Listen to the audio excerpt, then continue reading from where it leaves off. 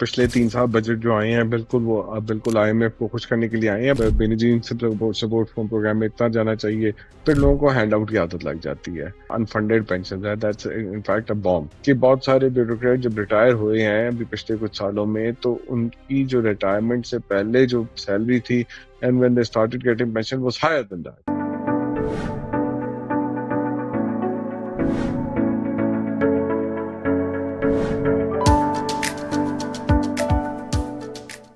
हाय अस्सलाम वालेकुम everyone, welcome to perspectives by impetus.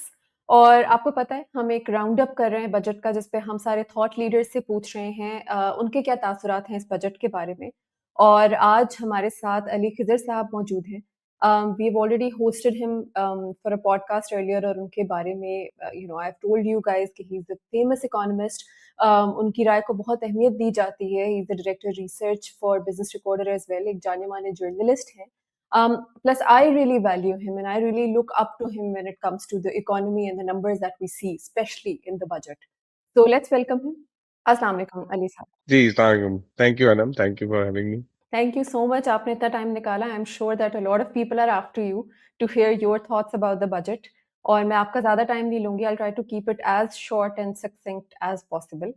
Um, so the first question, which I think is the question of the hour, हर कोई ये बात करता है बार-बार, और हर कोई इस चीज़ के बारे में बड़ा इसको politicize भी किया जाता है कि this is like an IMF budget, या हम तो आईएमएफ को खुश करने के लिए ये बना रहे हैं, या आईएमएफ के कंस्ट्रेंट्स के within we don't have the breathing room to make a budget which is actually for the citizens of Pakistan. So what are your thoughts about that? देखिए, अगर हम इस बजट की बात करें जनरली स्पीकिंग, तो अभी तक पिछले 3 साल बजट जो आए हैं बिल्कुल वो बिल्कुल आईएमएफ को खुश करने के लिए आए हैं। बट आज भी आईएमएफ के जो हम होते हैं बॉटम लाइन नंबर्स होते हैं कि जी प्राइमरी फिस्कल सरप्लस आपका इतना होना चाहिए। आपके और 1-2 टारगेट्स होते हैं जो बेनिजीन सपोर्ट फॉर्म प्रोग्राम में इतना जाना चाहिए।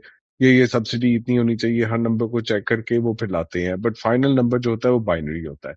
तो लेकिन उसके अंदर फिर किस तरह आपने करना है, टैक्सेस कैसे कलेक्ट करने हैं, आपने एक्सपेंडिचर कहाँ कंट्रोल करना है, वो कुछ आपके हाथ में होती है।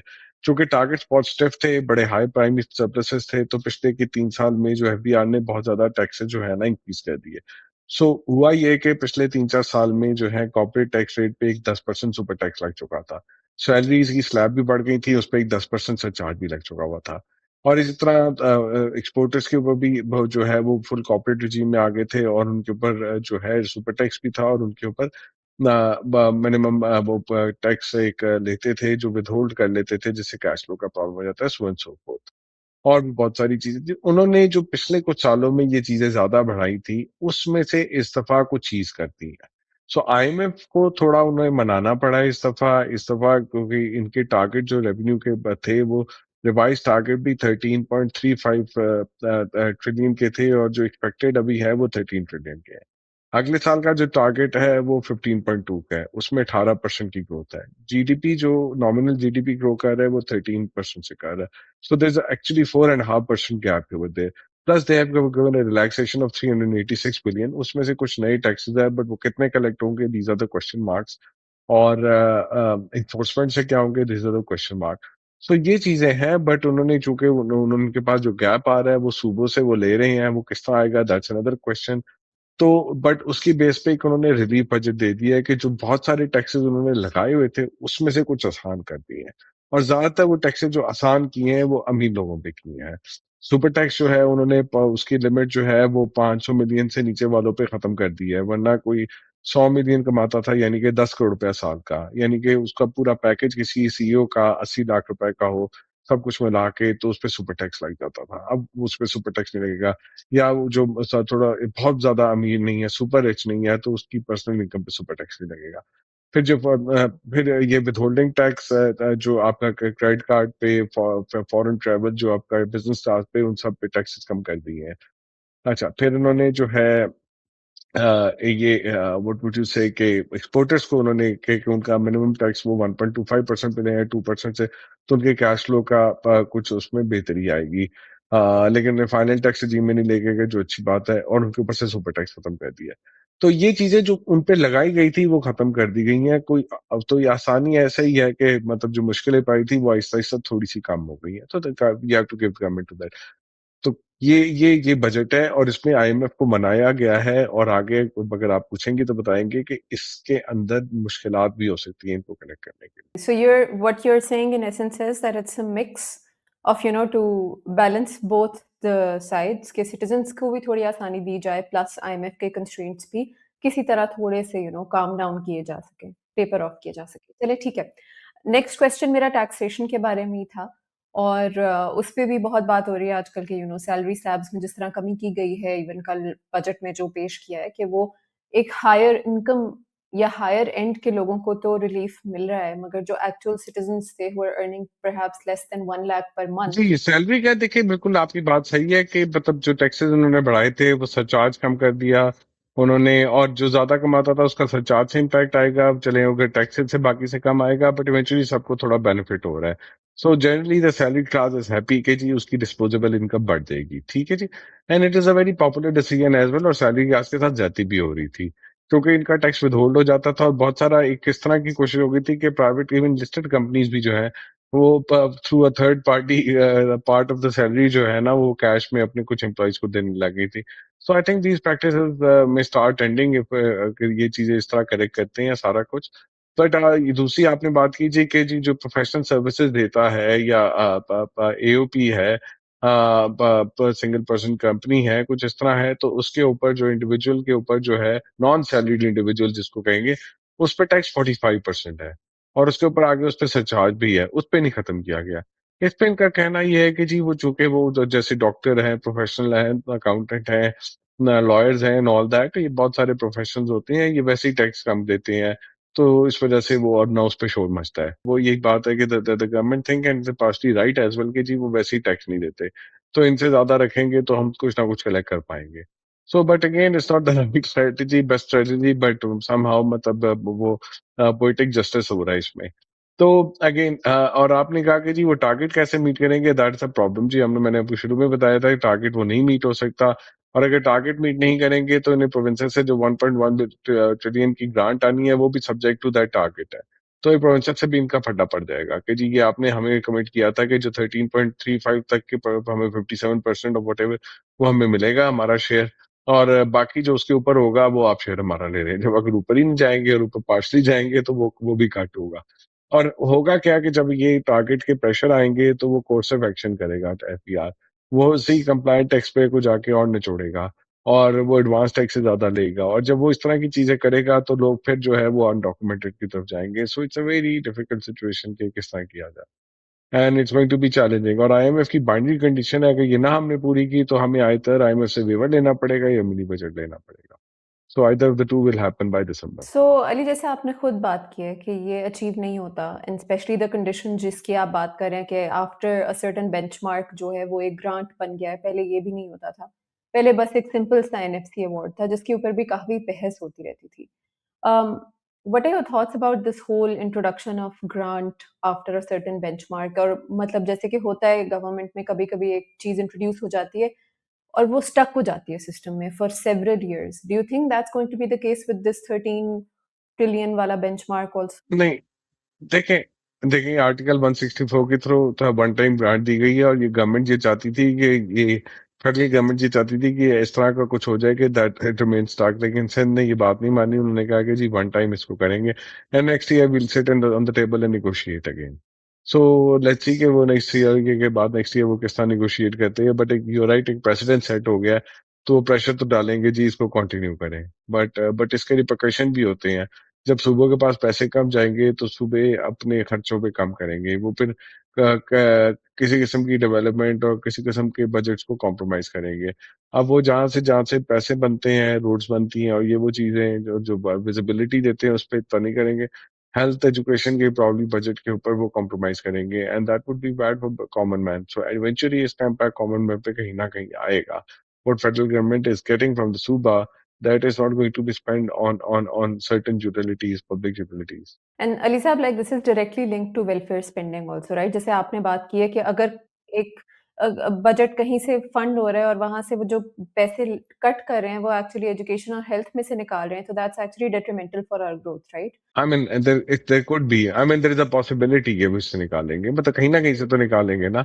सो देयर इज अ पॉसिबिलिटी कि यहाँ से निकालें, which is not a great thing, right? बिल्कुल। और मैं इसमें आपसे थोड़ा-सा सब्सिडीज़ और वेलफेयर स्पेंडिंग को लिंकेज करके भी sort of I wanted to establish a linkage that is there a trade off like you think कि फॉर इंस्टेंस हम पावर सेक्टर को 1 ट्रिलियन प्लस की सब्सिडी देते हैं। हम एसओईज़ को देख लें तो हमारे ईयरली लॉसेस 820 बिलियन और समथिंग बनते हैं। जो हमारे पैसे लग रहे हैं ना एक्चुअली दीज़ आर मतलब ये हमारे पैसे ब्लीड हो रहे हैं, लीकेजेस हैं जहाँ जो बस जा रहे हैं।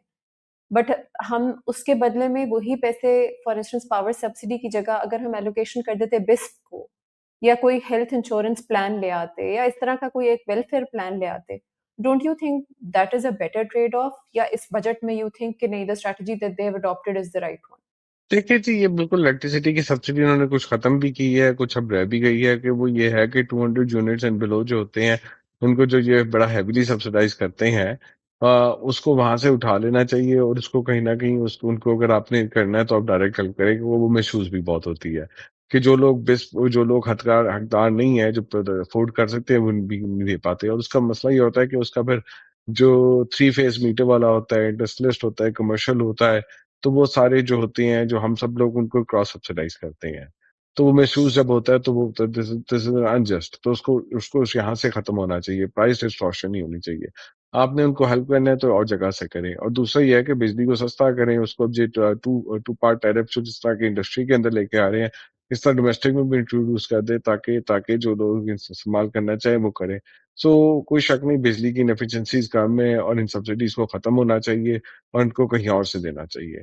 और प्रॉब्ली वो प्रोविंसेस का जो काम है कि वो ये करें। ऑल्टरनेट या ट्रेड ऑफ क्या है? बिस्प है या फिर कोई और वेलफेयर प्रोग्राम है जिसके थ्रू हम लोगों को फ़ायदा पहुँचा सकते हैं? वो आप देखें, आप बेस्ट के थ्रू आप बढ़ाते जा रहे हैं, but the problem with the best is कि आप हैंडआउट देते हैं उसमें, फिर लोगों को हैंडआउट की आदत लग जाती है। So the you have to work on bringing the efficiencies in the energy market के, जहाँ पे ये जाके उसको मार्केट बेस्ड सॉल्यूशन अफोर्डेबल निकल सके और बेस पे जितना कम लोड डालें उतना उतना बेहतर है और उन लोगों को एजुकेट करने या उनको स्किल सेट सिखाने पे ज़्यादा जोर दें और उनके लिए इकोनॉमिक अपॉर्चुनिटीज़ कैसे क्रिएट की जा सकती है वो करें, रादर देन कि उनको आप हैंडआउट देते रहें। That I think that's so the point should be that we should work on ending the poverty rather than accepting that poverty is increasing and we need to increase the budget to support poverty. So that's a philosophical thing we need to. अच्छा, फिर आपने SOE, हाँ, हाँ, फिर आपने SOE losses की बात की थी कि 800 अबाउट पर लॉसेस है, बट जनरली तो एसओई जब प्रॉफिटेबल भी होते हैं तो ओवरऑल तो नेट बेसिस पे प्रॉफिट हो रहा होता है, but the problem is that कि जो लॉस कर रहे हैं या जो प्रॉफिट बना रहे हैं वो उतना प्रॉफिट नहीं बना रहे जितना बनाना चाहिए था। There is an opportunity cost of it, either they are making losses और they making profit and all that. ठीक है ना, इनहेरिट अब ये है कि कुछ तो लॉस में होने होते हैं बट कुछ को नहीं होना चाहिए और वो किस तरह ऑपरेट कर रहे हैं, there so much capital being deployed into that. अब वो पब्लिक सेक्टर में ही वो कैपिटल डिप्लॉयड है ना, या तो आप उसको प्राइवेट कर दें, give it to the private and let them run that, and that's the strategy of it, that's the strategy of it. Pakistan में पब्लिक सेक्टर में बहुत सारे सेक्टर हमने रन करके देखा नहीं है। We did that privatisation of PIA, it's one success, let's see वो आगे कैसे चलता है, but transaction was smooth. Now the other thing is about कि ये there are three distribution companies, discos जिनको कहते हैं जी, electricity distribution companies, they are coming up. उनके ऊपर एक काम हो रहा है कि जी उनकी सप्लाई का बिजनेस जो है और जो डिस्ट्रीब्यूशन का बिजनेस है वो अलग कर दिया जाए और जो वायर बिजनेस है वो इंफ्रास्ट्रक्चर वो गवर्नमेंट के पास रखा जाए और वो so we move toward that. तो मेरे ख्याल में ज्यादातर लॉसेस भी इन्हीं से आ रहे होते हैं और ये इनएफिशिएंसीज भी ये कर रहे होते हैं। तो दैट्स अ राइट स्ट्रेटजी और इसको जितना जल्दी करें खत्म करें, क्योंकि वो बहुत सारी ऐसे वो अब ऐसे इदारे ऐसी जगह पे पहुंच चुके हैं कि दे आर बियॉन्ड रिपेयर, उनका अंडर द पब्लिक स्ट्रक्चर। आपने जैसे बात की कि इतनी इनएफिशिएंसीज़ भी हैं सिस्टम में, जगह-जगह लूप होल्स भी हैं, जहाँ से पैसे लीक हो रहे हैं and maybe we need a holistic sort of a fix. और इसमें फिर मैं एक चीज़ आपसे पूछना चाहती हूँ अली कि हम बजट देखते हैं हमेशा टैक्सेशन के ऊपर बहुत बात होती है क्योंकि आम बंदा शायद उससे इम्पैक्ट होता है। बट कभी भी गवर्नमेंट स्पेंडिंग पे बात नहीं होती। हम कभी भी ये बात नहीं करते कि पेंशन्स और सैलरीज़ मिला के कोई 6 ट्रिलियन का बिल है, प्रोक्योरमेंट हम कोई 5 ट्रिलियन की कर लेते हैं, like all of this also impacts the budget, right? And so do you think कि इस बजट में there has been some sort of a strategy to curtail our costs of, expenses or spending, especially when it comes to मतलब salaries के अलावा भी हमारी कितनी ज्यादा कॉस्ट्स हैं, right?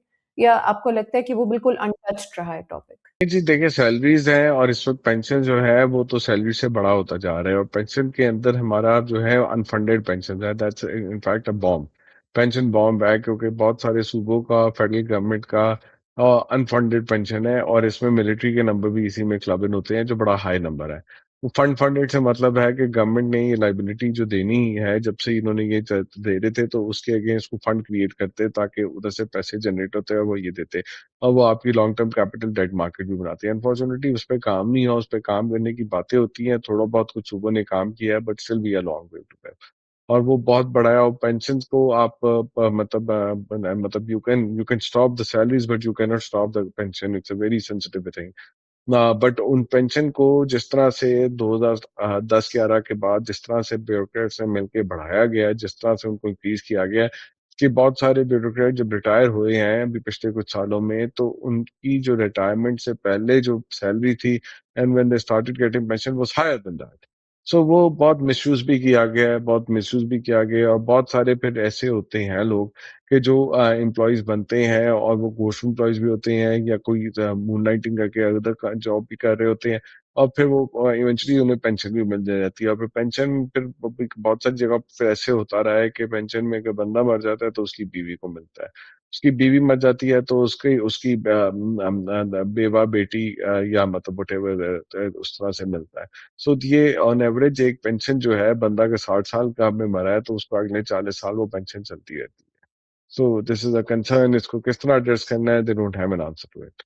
Yes, yes, that's so true. And again like हम बात करते हैं बार-बार कि कॉस्ट्स कर्टेल नहीं कर रहे, रेवेन्यू को ये कर रहे हैं, हम प्रोडक्टिविटी पे भी फोकस नहीं करते। ऐसा ही है, आपको लगता है कि ये जो बजट आता है, इसमें एजुकेशन, हेल्थ और ऐसे मेजर्स जिससे एक्चुअली एक सिटीज़न की हेल्प हो इन टर्म्स ऑफ वेलफेयर के, जैसे आपने बात की कि ये नहीं कि हमने एक्सेप्ट कर लिया कि अब तुम गरीब ही हो और तुम गरीब ही रहोगे, हम तो उसकी प्रोडक्टिविटी पे कुछ इन्वेस्ट नहीं कर रहे, हम ये नहीं सोच रहे कि सस्टेनेबल ग्रोथ कहाँ से आएगी? ये जीडीपी स्टेबलाइज़ हो गई है, but is that enough for us? क्या whenever we talk about growth, is there a decision right now कि ये लॉन्ग टर्म सस्टेनेबल ग्रोथ कहाँ से आएगी? और इस बजट में भी I think that decision is still not there कि वो कहाँ से आएगी, right?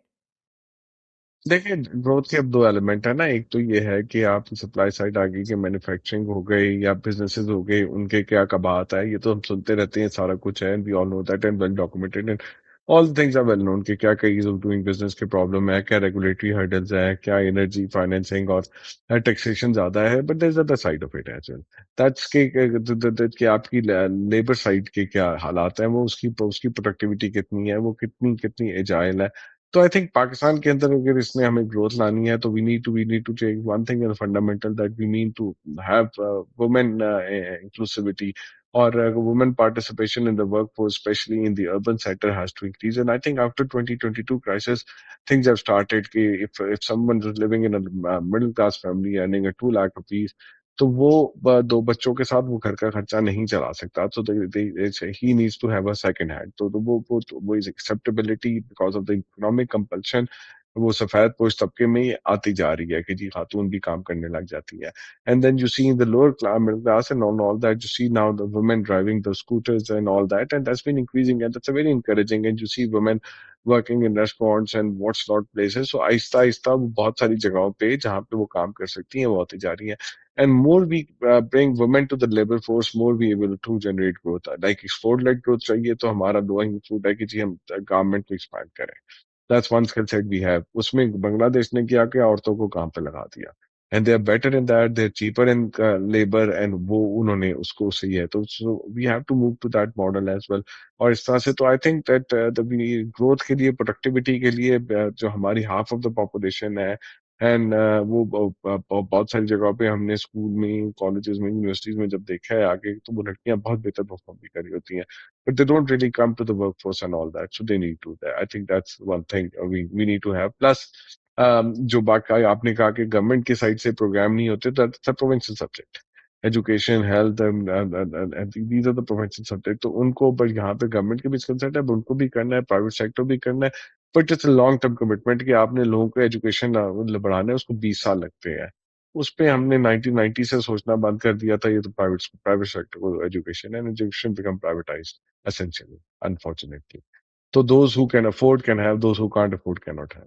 You need to change that, and then it'll take 20 years to start yielding results. जी. Mhm, mhm.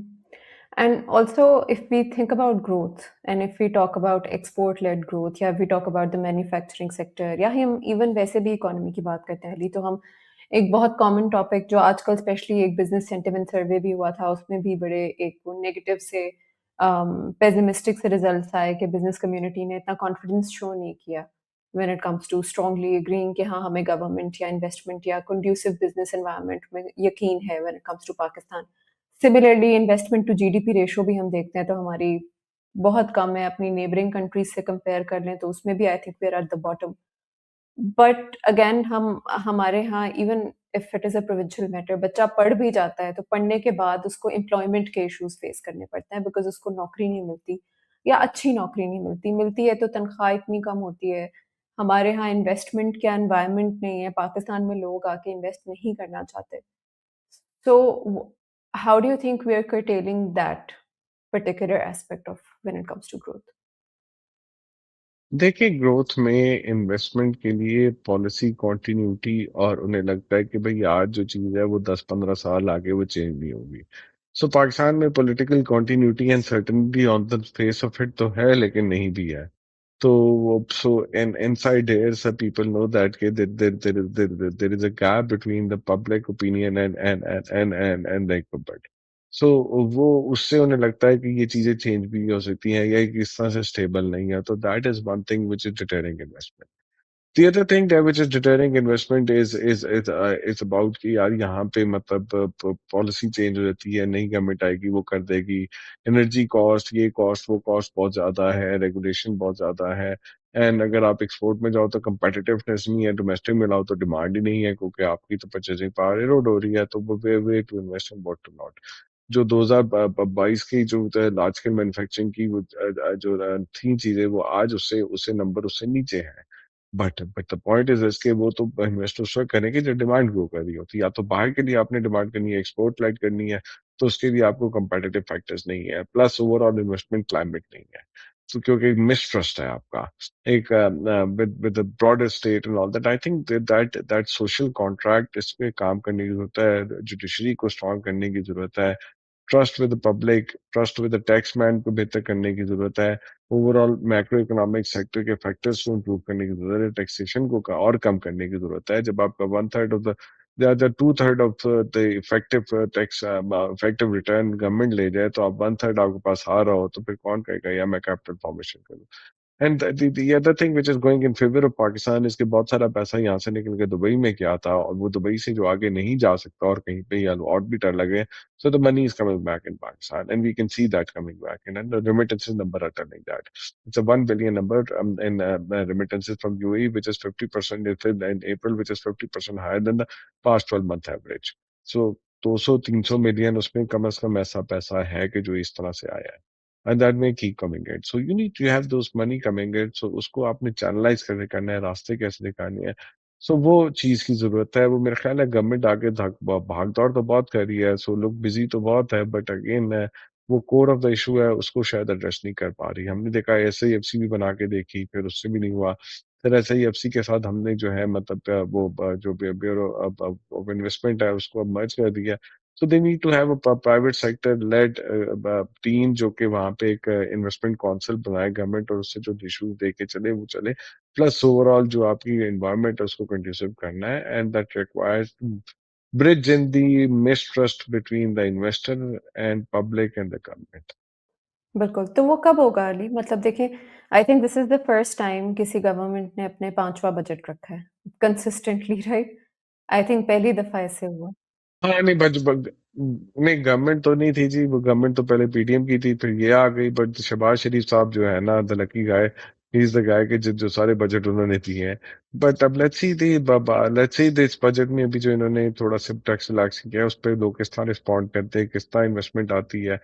और ये जो हमारी चेंजिंग ग्लोबल जो सिचुएशन है फेवरेबल हमारी फॉरेन पॉलिसी की, और अगर कल को ईरान की जंग में खत्म हो जाती है और वो डॉलर सी 70 पे आ जाता है oil, if that to happen so you may see something growth, अगर ये नहीं होता और तो चीजें थोड़ी मुश्किल रहेगी। बट ये है कि ये मिसट्रस्ट विद द पब्लिक जो है ना वो खत्म करना मेरे ख्याल में बहुत जरूरी है।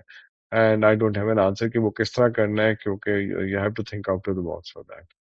Thank you so much for your time Ali. I have taken up a lot of your time and as promised मैंने कोशिश की है कि मैं इसको 30 मिनट्स में स्क्वीज़ कर दूँ। Any last concluding thoughts? अभी भी 30 सेकंड्स हैं। Any last and concluding thoughts that you have कि हम ये बातें आई थिंक पिछले 10-20 साल से आई थिंक सेम ही बातें हर कोई कर रहा है कि ये हो जाएगा तो मिसट्रस्ट ठीक हो जाएगा, तो ये एंटिटी को काम करना चाहिए। कंजम्पशन लेड ग्रोथ होती है तो ये होता है। But like do you actually see something conducive happening in the next coming year या फिर अभी भी आप कहते हैं कि नहीं, इट्स गोना टेक टाइम? अभी तो मोर ऑफ द सेम ही चल रहा है, उस मोर ऑफ द सेम के अंदर थोड़ी सी स्पेस क्रिएट हो रही है, दैट इज व्हाट देयर। वो हीलिंग प्रोसेस जो है वो भी फिलहाल तो होता नहीं नजर आ रहा। प्रॉब्लम ये है कि जिस वक्त इनकम्बेंट्स हैं गवर्नमेंट में और उनके पब्लिक के दरमियान डिस्टेंस बहुत बढ़ गया है, उनकी सेंसिटिविटी टुवर्ड्स द पब्लिक बहुत कम हो गई है। So they that's why they are more focusing on the rich and the middle class on that rather than the general public. So वो मुझे अभी तक तो होता नज़र नहीं आ रहा। बट ये है कि sooner later they have to do that, but I don't think so वो अभी होगा। ये होगा कि मे बी ये आईएमएफ से थोड़ी रिलैक्सेशन लेके ड्यू टू जो political winds on the foreign side है, थोड़े एग्जेम्पशंस लेके थोड़ी बहुत ये ग्रोथ दिखा दे, बट वो ही बात है, वो सस्टेन नहीं कर पाएगी। Thank you so much Ali, आपने इतना टाइम निकाला रात के इस वक़्त। You know, you have given us time, you have given us your guidance कि किस तरह से इस बजट को देखना है, किस तरह इस कंट्री की नंबर्स को और ग्रोथ को स्टडी करना है। I am so grateful to you and I really am honestly telling you that I look up to you and look up to the way you analyse the whole thing holistically. Thank you so much.